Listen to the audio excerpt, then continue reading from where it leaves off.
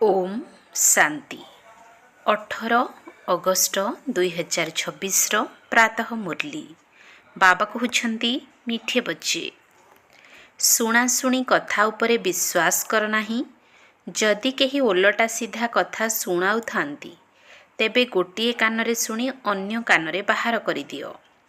शुणाशुणी कथा उपरे विश्वास कर नाही। जदि केही ओलटा सीधा कथा शुणाऊ थांती तेबे गोटिए कानरे शुणी अन्य कानरे बाहर कर दियो।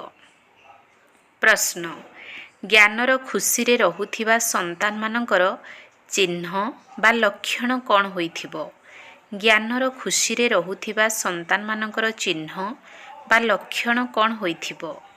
उत्तर सेमाने पुरुणा कर्मभोगर हिसाब किताब को ज्ञानर खुशी रे मर्ज अर्थात सहन करिजिबे। ज्ञानर खुशी रे दुख कष्ट दुखर दुनिया ही भूली होई जाई थाए। बुद्धि रे रही थाए एबे तो आमे खुशीर दुनिया को जाउछु। रावण ही अभिशाप दे दुखी करी देइछि। वर्तमान बाबा आसिछंती सेही दुख कष्टर दुनिया रु बाहर करी खुशीर दुनिया को नहीं जिबा पाई। गीत तुम्हें पाके हमने। ओम शांति। मधुर आत्मिक संतान माने गीत शुणिले निश्चय पिला माने रोमांचित हेबा उचित, कारण गायन रही खुशी परी खुराक बा भोजन नाही। एबे तुम समस्त आत्मिक संतान मानंकु अविनाशी बाबा मिलिछंती। अविनाशी बाबा तो जणे ही अटंती और पिला माने जानी छंती जे जेबे अन्य माने संतान हेबे तांकर मध्य लोम टांकुरी उठिबो। तुमी जानिछ आमर राज्य थिला पुणी हराइलु, एबे पुनर्बार राज्य नेउछु। भारतवासी मानक निमंते यह खुशी खबर अटे ना, किंतु जेतेबेले भल भावरे शुणिबे एवं बुझिबे वास्तव रे यह खुशीर कथा अटे ना। कल्प कल्प धरी बाबा आसुछंती। बाबांक जन्म वृत्तांतर मध्य एही ठारे गायन रहिछि। जहा सबु पर्व पालन हेउछि ताहा वर्तमान समयर अटे। बाबा आसी तुमको बहुत सहज रास्ता बताइछंती। मनुष्य मानकर अनेक प्रकारर दुख रहिछि। एठारे ज्ञानर खुशी रे सेही दुख कष्ट सबु दूरीभूत होई जाउछि। जेपरि कौनसी रोग ठीक हेबा अवस्था को आसिले समस्ते खुशी होई थांती। रोग आदि दुखर कथा जेपरि भूली जाई थांती। बाप घर सासु घर मित्र संबंधी समस्ते खुशी होई जाई थांती। तुमे जानिछ आमे समस्ते विश्वर मालिक थिलु, पुणी रावण अभिशाप देला। एहा हेउछि दुख कष्टर दुनिया, पुणी काली हेबो खुशीर दुनिया। खुशीर दुनिया को मने रखी दुखर दुनिया आदि को भूली जिबा दरकार। एहा तम प्रधान दुनिया अटे। भिन्न भिन्न प्रकारर कर्म भोग रहिछि। अबला मानक उपरे मध्य केते अत्याचार हेउछि। अनेक प्रकारर विघ्न आसुछि। एही विघ्न कर्म भोगर दिन आउ अल्प समय रहिछि। बाबा धैर्य देउछंती आउ अल्प दिन रहिछि। कल्प पूर्वरु मध्य होइथिला। कर्म भोगर हिसाब किताब चुक्त करिबाकु हेबो। खुशी रे ए सबु सहन करि चलो। बास बाबा ओ संपत्ति को मने पकाई चलो। ओलटा सीधा कौनसी काम कर नाही, नचेते आहुरी दंड मिलिबो। पदभ्रष्ट होइजिबो। पिला मानकर काम हेउछि एकमात्र बाबांकु मने पकाइबा। बाबा कहुछंती मते मने पकाइबे तेबे तुमर विकर्म विनाश होइजिबो। हिसाब किताब चुक्त होइजिबो। बाकी अल्प समय रहिछि। हिसाब किताब चुक्त करि चलो, कारण तुमे अंध मानकर सहारा अट। तुमे भी बाबांकु मने पकाओ, अन्य मानकु मध्य रास्ता बताओ। विघ्न बहुत आसिबो। जेते संभव समस्तंको यही कथा बुझाओ जे बाबांकु मने पकाओ। यही शब्द मध्य प्रसिद्ध मनमना भव, अर्थात हे आत्मा माने मते मने पकाइले तुमर अतीतर समस्त विकर्म भस्म होइजिबो। एथिरे कौनसी द्वंद्वर कथा नाही। केवल एक बाबांकु मने पकाइले तमु प्रधानरु सतो प्रधान होइजिबो। तुमे जानिछ आमे 84 जन्मर चक्र लगाइछु। एही चक्र रे घुरी चलीछु। ପୁଣି ଘୂରିବୁ ମଧ୍ୟ। ଏହା ହେଲା ପୁରୁଣା ଦୁନିଆ, ପୁରୁଣା ଶରୀର। ଏହାକୁ ଭୁଲି ଯିବାକୁ ହେବ। ଏହା ହେଉଛି ଆତ୍ମାମାନଙ୍କର ବେହଦ୍ର ସନ୍ନ୍ୟାସ। ସେମାନଙ୍କର ହେଲା ହଦ୍ର ସନ୍ନ୍ୟାସ। ଘରଦ୍ୱାର ଛାଡ଼ି ଚାଲିଯାଆନ୍ତି। ତାଙ୍କର ମଧ୍ୟ ଡ୍ରାମାରେ ଅଭିନୟ ରହିଛି। ପୁଣି ଏହିପରି ହେବ। ସେକେଣ୍ଡ ପରେ ସେକେଣ୍ଡ ଯାହା ବିତିଗଲା ତାହା ଡ୍ରାମା। ପୁଣି ସେହି ଡ୍ରାମାର ପୁନରାବୃତ୍ତି ହେବ। ଶାସ୍ତ୍ର ସବୁ ଭକ୍ତି ମାର୍ଗର ପୁସ୍ତକ ଅଟେ। ଭକ୍ତି ପରେ ଜ୍ଞାନ। ସିଡ଼ିର ଚିତ୍ର କାହାକୁ ବି ବୁଝାଇବା ବହୁତ ସହଜ ଅଟେ। ମୁଖ୍ୟ ଚିତ୍ର ନିଜ ଘରେ ମଧ୍ୟ ରଖିପାରିବ। ତ୍ରିମୂର୍ତ୍ତି ମଧ୍ୟ ସମ୍ପୂର୍ଣ୍ଣ ସ୍ପଷ୍ଟ ଅଟେ। ଉପରେ ଶିବ ଅଛନ୍ତି। ବ୍ରହ୍ମା ବିଷ୍ଣୁ ଶଙ୍କର ମଧ୍ୟ ସୂକ୍ଷ୍ମବତନବାସୀ। ପୁଣି ଉଚ୍ଚରୁ ଉଚ୍ଚ ସର୍ବୋଚ୍ଚ ଭଗବାନ ଅଟନ୍ତି। ପିଲାମାନେ ମଧ୍ୟ ବୁଝୁଛନ୍ତି ଯେଉଁଠି ବାବା ରହୁଛନ୍ତି ତାହା ଆମ ଆତ୍ମାମାନଙ୍କର ନିବାସ ସ୍ଥାନ। ଯାହାକୁ ନିର୍ବାଣ ଧାମ କୁହ ଅଥବା ଶାନ୍ତିଧାମ କୁହ, ସମାନ କଥା।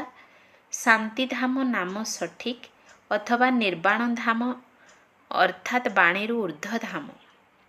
ତାହା ତ ଶାନ୍ତିଧାମ ହୋଇଗଲା। ତାହା ଶାନ୍ତିଧାମ ଅଟେ। ପୁଣି ରହିଛି ସୁଖ ଓ ଶାନ୍ତି ସମ୍ପତ୍ତି ଧାମ। ପୁନର୍ବାର ହୋଇଥାଏ ଦୁଃଖ ଓ ଅଶାନ୍ତି ଧାମ। ସୁଖଧାମରେ ତ ଅସରନ୍ତି ସମ୍ପତ୍ତି ରହିଛି। ଆଜି କ'ଣ ଅଛି, କାଲି କ'ଣ ହେବ। ଆଜି କଳିଯୁଗର ଶେଷ ସମୟ, କାଲି ହେବ ସତ୍ୟଯୁଗର ଆଦି। ରାତି ଦିନର ପାର୍ଥକ୍ୟ ରହିଛି। କହନ୍ତି ମଧ୍ୟ ବ୍ରହ୍ମା ଓ ବ୍ରହ୍ମା ମୁଖବଂଶାବଳୀ ବ୍ରାହ୍ମଣମାନଙ୍କର ଦିନ ଓ ରାତି। ଦିନରେ ଅଛନ୍ତି ଦେବତାମାନେ, ରାତ୍ରିରେ ଶୂଦ୍ର ଅଛନ୍ତି, ମଝିରେ ତୁମେ ବ୍ରାହ୍ମଣ ଅଛ। ଏହି ସଙ୍ଗମ ଯୁଗ ବିଷୟରେ କେହି ଜାଣିନାହାନ୍ତି। ମନୁଷ୍ୟ ତ ବିଲକୁଲ ସମ୍ପୂର୍ଣ୍ଣ ଘୋର ଅନ୍ଧକାରରେ ଅଛନ୍ତି। ତେଣୁ ସେମାନଙ୍କୁ ଉଜ୍ଜ୍ୱଳ ଆଲୋକକୁ ଆଣିବା ତୁମ ସନ୍ତାନମାନଙ୍କର କର୍ତ୍ତବ୍ୟ। ଏବେ ସମ୍ମୁଖରେ ସେହି ମହାଭାରତ ଲଢ଼େଇ ରହିଛି। ଗାୟନ ମଧ୍ୟ କରାଯାଏ। ବିନାଶ କାଳେ ବିପରୀତ ବୁଦ୍ଧି ବିନଶ୍ୟନ୍ତି, ବିନାଶ କାଳେ ପ୍ରୀତି ବୁଦ୍ଧି ବିଜୟନ୍ତି। ତୁମେ ପିଲାମାନେ ଜାଣିଛ, ବାବା ଆମକୁ ପୁନର୍ବାର ସେହି ରାଜତ୍ୱ ଦେଉଛନ୍ତି। ଆମଠୁ ସେହି ରାଜତ୍ୱ କେହି ଛଡ଼ାଇ ନେଇପାରିବେ ନାହିଁ। ରାବଣର ପ୍ରବେଶତା ତ ଦ୍ୱାପରରୁ ହେବ। ରାବଣ ଆମର ରାଜତ୍ୱ ଛଡ଼ାଇ ନେଇଛି, ଯାହାକୁ ଶତ୍ରୁ ବୋଲି ହିଁ ଭାବ।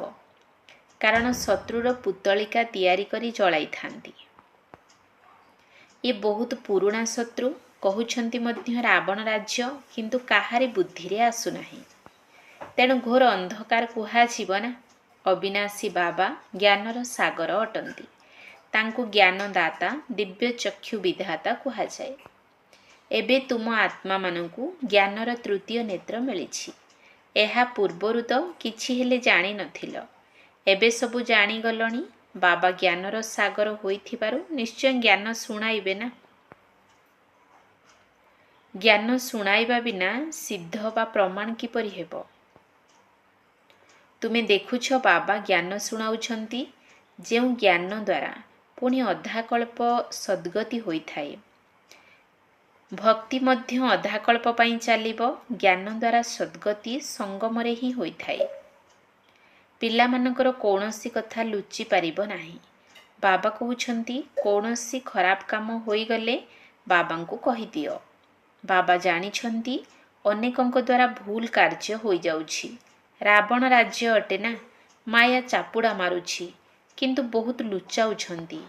ବାବା କହୁଛନ୍ତି, କୌଣସି ଭୁଲ ହୋଇଗଲେ ତୁରନ୍ତ କହିଦେବା ଦ୍ୱାରା ଭବିଷ୍ୟତ ପାଇଁ ଯୁକ୍ତି ମିଳିବ, ନଚେତ୍ ବୃଦ୍ଧି ହୋଇ ଚାଲିବ।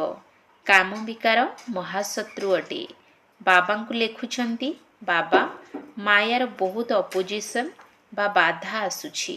ସର୍ବଦା ତ କାହାର ଯୋଗ ରହୁନାହିଁ ଯେ ମାୟାଠାରୁ ରକ୍ଷା ପାଇଯିବେ। ଦେହ ଅଭିମାନ ବହୁତ ଆସୁଛି। ଅନେକ ଅଛନ୍ତି ଯିଏ ମାୟାର ଚାପୁଡ଼ା ଖାଉଛନ୍ତି। ବାବାଙ୍କ ପାଖକୁ ତ ସବୁଆଡ଼ୁ ସମାଚାର ଆସୁଛି ନା। ଖବର କାଗଜରେ ଓଲଟା ସିଧା ମଧ୍ୟ ଲେଖିଦେଉଛନ୍ତି। ଆଜିକାଲି ମନୁଷ୍ୟ କେତେ ପ୍ରକାରର ଲେଖିଦେଇ ପାରିବେ ନା। ତମ ପ୍ରଧାନ ଅଟନ୍ତି ନା। ବ୍ୟାସଙ୍କର ରଜୁ ବୁଦ୍ଧି ଥିବା ସମୟରେ କ'ଣ କ'ଣ ସବୁ ବସି ଲେଖିଦେଇଛନ୍ତି। ବାବା ପିଲାମାନଙ୍କୁ ବୁଝାଉଛନ୍ତି, ଶୁଣାଶୁଣି କଥାରେ କେବେ ହେଲେ ବିଶ୍ୱାସ କରି ବିଗିଡ଼ି ଯାଅ ନାହିଁ। ଅମୁକ ଏପରି କହିଲା, ଏପରି କଲା, ମୁଣ୍ଡ ଖରାପ ହୋଇଯାଉଛି। ବୁଝୁନାହାନ୍ତି ଯେ ତମ ପ୍ରଧାନ ଦୁନିଆ ଅଟେ। ମାୟା ଅଧୋଗତି କରାଇବାକୁ ଚେଷ୍ଟା କରିବ। କେହି ମିଛ କଥା ଶୁଣାଇଲେ ଗୋଟିଏ କାନରେ ଶୁଣି ଆରପଟେ ବାହାର କରିଦିଅ। ଅନ୍ୟମାନଙ୍କୁ ମଧ୍ୟ ଏହି ସନ୍ଦେଶ ଦେଇ ଚାଲ। ବାବା କହୁଛନ୍ତି, ମୁଁ ସନ୍ଦେଶ ନେଇ ଆସିଛି। ହେ ଆତ୍ମାମାନେ, ବର୍ତ୍ତମାନ ଶ୍ରୀମତରେ ଚାଲ। ମୋର ସନ୍ଦେଶ ଶୁଣ। କେବଳ ମୋତେ ମନେ ପକାଅ। ଯିଏ ମନେ ପକାଇବେ ସେ ନିଜର ହିଁ କଲ୍ୟାଣ କରିବେ। ଆତ୍ମାକୁ ହିଁ ମନେ ପକାଇବାକୁ ପଡ଼ିବ। ଆତ୍ମା ହିଁ ଭୁଲି ଯାଇଛି। ଏବେ ବାବାଙ୍କର ଶ୍ରୀମତ ମିଳୁଛି। ଏଥିରେ ଆଶୀର୍ବାଦ ଅଥବା କୃପା ଆଦି କିଛି ବି ମାଗିବାର ନାହିଁ। କେବଳ ବାବାଙ୍କୁ ମନେ ପକାଇବାକୁ ପଡ଼ିବ। ଆଉ କୌଣସି କଥା ପଚାରିବାର ବା କରିବାର ଆବଶ୍ୟକତା ନାହିଁ। ସୃଷ୍ଟିର ଚକ୍ର କିପରି ଘୁରୁଛି ଏକଥା ତ ଶୁଣିଲ। ଏଥିରେ ଯୁକ୍ତିତର୍କର କୌଣସି କଥା ନାହିଁ। ଘୋର ଅନ୍ଧକାରରେ ହିଁ ବାବା ଆସିଥାନ୍ତି।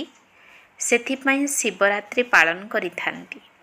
କୃଷ୍ଣଙ୍କର ଜନ୍ମ ମଧ୍ୟ ରାତ୍ରିରେ ପାଳନ କରିଥାନ୍ତି। ରାତିରେ କ୍ଷୀରି ପୁରୀ ଆଦି ମନ୍ଦିରରେ ହୋଇଥାଏ। ଶିବଙ୍କ ନିମନ୍ତେ କ'ଣ ତିଆରି କରିବେ? ସେ ତ ନିରାକାର ଅଟନ୍ତି। କେହି ଜାଣି ହିଁ ନାହାନ୍ତି ବାବା କେତେବେଳେ ଆସୁଛନ୍ତି ଓ କିପରି ଚାଲି ଯାଉଛନ୍ତି। ସର୍ବଦା ତ ସବାରି କରୁନାହାନ୍ତି। ଆସିବେ ପୁଣି ଚାଲିଯିବେ। ଏବେ ତୁମେ ଜାଣିଛ ଆମେ ଶିବ ବାବାଙ୍କର ନାତି ଅଟୁ। ସମ୍ପତ୍ତି ତାଙ୍କଠାରୁ ମିଳୁଛି। ବ୍ରହ୍ମାଙ୍କୁ ମଧ୍ୟ ତାଙ୍କଠାରୁ ସମ୍ପତ୍ତି ମିଳୁଛି। ଏ ବ୍ରହ୍ମା ତ ମନୁଷ୍ୟ ଅଟନ୍ତି ନା।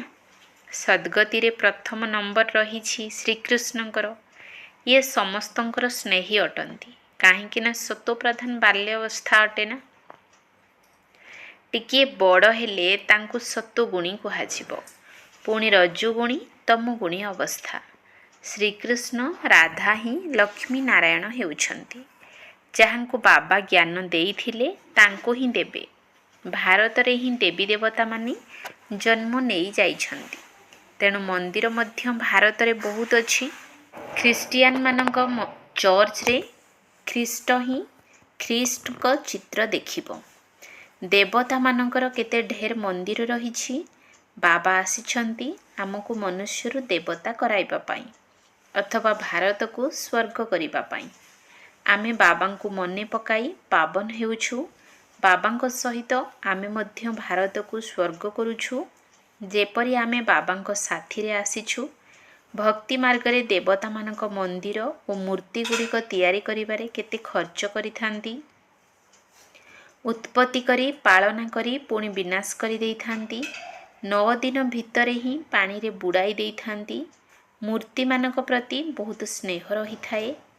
କଲିକତାରେ ନବରାତ୍ରି ବହୁତ ପାଳନ କରିଥାନ୍ତି। ଏହିସବୁ କଥା ଏବେ ଆଶ୍ଚର୍ଯ୍ୟ ଲାଗୁଛି। ଆଗରୁ ଆମେ ମଧ୍ୟ ଏହିପରି ଅଭିନୟ କରୁଥିଲୁ। କୋଟି କୋଟି ଟଙ୍କା ଖର୍ଚ୍ଚ କରୁଥିଲୁ। କେତେ ଅନ୍ଧଶ୍ରଦ୍ଧା ରହିଛି। ରାମାୟଣ ପ୍ରତି କେତେ ପ୍ରେମ ରହିଛି। କଥା ଶୁଣି ଆଖିରୁ ଲୁହ ବୁହାଇଥାନ୍ତି। ଏସବୁ ହେଲା ଭକ୍ତି ମାର୍ଗ। ଏହାଦ୍ୱାରା କିଛି ଲାଭ ହୁଏ ନାହିଁ। ବାବା ଏବେ ଆମକୁ କେତେ ବୁଦ୍ଧିମାନ କରାଉଛନ୍ତି। ଏହିସବୁ କଥା ଶୁଣି ପୁଣି ଏହିଠାରେ ହିଁ ଭୁଲିଯାଅ ନାହିଁ। ସବୁ କଥା ମନେ ପକାଅ। ପୁରା ସଜାଗ ହୋଇଯାଅ। ନିଜକୁ ଆତ୍ମା ଭାବି ଦେହ ସହିତ ଯାହା କିଛି ଦେଖୁଛ ସବୁ ଭୁଲିଯାଅ। ଏସବୁ କବର ସ୍ଥାନ ଅଟେ। ଦିଲ୍ଲୀର ବିରଳା ମନ୍ଦିରରେ ଲେଖାଯାଇଛି ଭାରତ ପରିସ୍ଥାନ ଥିଲା, ଯାହାକୁ ଧର୍ମରାଜ ସ୍ଥାପନ କରିଥିଲେ। ଏବେ ତୁମେ ପିଲାମାନେ ଜାଣୁଛ ଏହି ଦୁନିଆ କବରସ୍ଥାନ ହେବ। ବାବା କହୁଛନ୍ତି ସମସ୍ତେ କାମ ବିକାର ରୂପକ ଚିତାଗ୍ନି ଉପରେ ବସି ସମ୍ପୂର୍ଣ୍ଣ ରୂପେ ଜଳି ଯାଇଛନ୍ତି। କ୍ରୋଧକୁ ଚିତାଗ୍ନି କୁହାଯାଏ ନାହିଁ। କାମ ବିକାରକୁ ଚିତାଗ୍ନି କୁହାଯାଏ। ଏଥିରେ ମଧ୍ୟ ହାଲୁକା ଓ ସେମି ନିଶା ରହିଥାଏ। ପିଲାମାନଙ୍କୁ ହିଁ ବାବା ବସି ବୁଝାଉଛନ୍ତି। ଘରେ ଯଦି କୌଣସି ସନ୍ତାନ କୁପୁତ୍ର ହୋଇଥିବ ତେବେ କହିଥାନ୍ତି ଇଏ ବାପର ଇଜ୍ଜତ ମହତ ନଷ୍ଟ କରୁଛି। ପିତାର ଇଜ୍ଜତ ଯାଇଥାଏ ନା। ବେହଦ୍ର ବାବା ମଧ୍ୟ କହୁଛନ୍ତି ତୁମେ କଳା ମୁହଁ କରୁଥିବାରୁ ଯେଉଁମାନେ ବ୍ରାହ୍ମଣ କୁଳଭୂଷଣ ଦେବତା ହେଉଛନ୍ତି ତାଙ୍କର ନାମ ବଦନାମ କରୁଛନ୍ତି। ତୁମେ ପିଲାମାନେ ଜାଣିଛ, ମୁଁ ପବିତ୍ରତାର ଶକ୍ତି ଦ୍ୱାରା ହିଁ ଭାରତକୁ ପୁନର୍ବାର ଶ୍ରେଷ୍ଠାଚାରୀ ଦୈବୀ ରାଜ୍ୟ କରାଉଛି। ତୁମ ନିମନ୍ତେ ଏହା ସାଧାରଣ କଥା ଅଟେ। ଦେଖୁଛ, ମହାଭାରତ ଲଢ଼େଇ ମଧ୍ୟ ଦଣ୍ଡାୟମାନ। ଏହାଦ୍ୱାରା ହିଁ ସ୍ୱର୍ଗର ଦ୍ୱାର ଖୋଲିବ। ଶାସ୍ତ୍ରରେ ମହାଭାରତ ଲଢ଼େଇ ଦେଖାଇଛନ୍ତି, କିନ୍ତୁ ତାପରେ କ'ଣ ହେଲା ଏକଥା ଦେଖାଇ ନାହାନ୍ତି। କହିଦେଉଛନ୍ତି ପ୍ରଳୟ ହୋଇଗଲା। ଗୋଟିଏ ପଟେ କୃଷ୍ଣଙ୍କର ମାତା ଗର୍ଭରୁ ଜନ୍ମ ଦେଖାଉଛନ୍ତି, ଅନ୍ୟପଟେ ପୁଣି କହୁଛନ୍ତି ଅଶ୍ୱତଥ ପତ୍ରରେ ଆଙ୍ଗୁଠି ଚୁଚୁମି ଚୁଚୁମି ଆସିଲେ। କିଛି ହେଲେ ବୁଝୁନାହାନ୍ତି। ସେଠାରେ ତ ଗର୍ଭମହଲରେ ଅତି ଆରାମରେ ରହିବେ, ବାକି ସାଗରରେ ପତ୍ର ଉପରେ କ'ଣ ଭାସି ପାରିବେ? ଏହା ଅସମ୍ଭବ ଅଟେ। ତେବେ ଏସବୁ ଡ୍ରାମା ତିଆରି ହୋଇଛି, ଯାହାକୁ ତୁମେମାନେ ଜାଣିଛ। ପ୍ରତି କଳ୍ପରେ ଏହିପରି ହୋଇଥାଏ। ଏବେ ପିଲାମାନଙ୍କୁ ନିଜର କଲ୍ୟାଣ କରିବା ସହିତ ଅନ୍ୟମାନଙ୍କର ମଧ୍ୟ କଲ୍ୟାଣ କରିବା ଉଚିତ। ଏହା ହେଉଛି ମୂଳ କଥା। ବାବା ତ ସ୍ୱର୍ଗର ରଚୟିତା ଅଟନ୍ତି। ତାଙ୍କୁ ସ୍ୱର୍ଗୀୟ ଈଶ୍ୱର ପିତା କୁହାଯାଉଛି। ତେଣୁ ଆମେ ସନ୍ତାନମାନେ ସ୍ୱର୍ଗର ମାଲିକ ହେବା ଦରକାର। ଶିବ ଜୟନ୍ତୀ ମଧ୍ୟ ଭାରତରେ ହିଁ ପାଳନ କରୁଛନ୍ତି। ତେଣୁ ନିଶ୍ଚିତ ଭାରତକୁ କିଛି ଦେଇଥିବେ। ଏବେ ତୁମକୁ ସ୍ୱର୍ଗର ବାଦଶାହୀ ଦେଉଛନ୍ତି ନା? ବାବା ହିଁ ହେଉଛନ୍ତି ସଦ୍ଗତି ଦାତା। ଜ୍ଞାନର ସାଗର ବାବା ହିଁ ଆସି ଜ୍ଞାନ ଦେଉଛନ୍ତି। ଏବେ ବାବା ତୁମକୁ ଜ୍ଞାନ ଦେଉଛନ୍ତି। 5000 ବର୍ଷ ପରେ ପୁନର୍ବାର ଏହିଠାକୁ ହିଁ ଆସିବେ। ପିଲାମାନଙ୍କର ନିଶ୍ଚୟ ଅଛି, ଯେଉଁମାନେ ଏହି ବ୍ରାହ୍ମଣ କୁଳର ହୋଇଥିବେ ସେହିମାନେ ଆସିବେ। ଆଚ୍ଛା, ମିଠା ମିଠା ଶିଖିଲ ଧେ ସନ୍ତାନମାନଙ୍କ ପ୍ରତି ମାତା ପିତା ବାପଦାଦାଙ୍କର ମଧୁର ସ୍ନେହଭରା ସ୍ମୃତି ଏବଂ ସୁପ୍ରଭାତ। ଆତ୍ମିକ ପିତାଙ୍କର ଆତ୍ମିକ ସନ୍ତାନମାନଙ୍କୁ ନମସ୍ତେ। ଆତ୍ମିକ ସନ୍ତାନମାନଙ୍କର ଆତ୍ମିକ ବାପଦାଦାଙ୍କୁ ନମସ୍ତେ ନମସ୍ତେ ନମସ୍ତେ। ସୁପ୍ରଭାତ। ଧାରଣା ପାଇଁ ମୁଖ୍ୟ ସାର। 1 ନମ୍ବର ପଏଣ୍ଟ, ଶ୍ରୀମତ ଆଧାରରେ ନିଜର ଏବଂ ଅନ୍ୟମାନଙ୍କର କଲ୍ୟାଣ କରିବାକୁ ହେବ।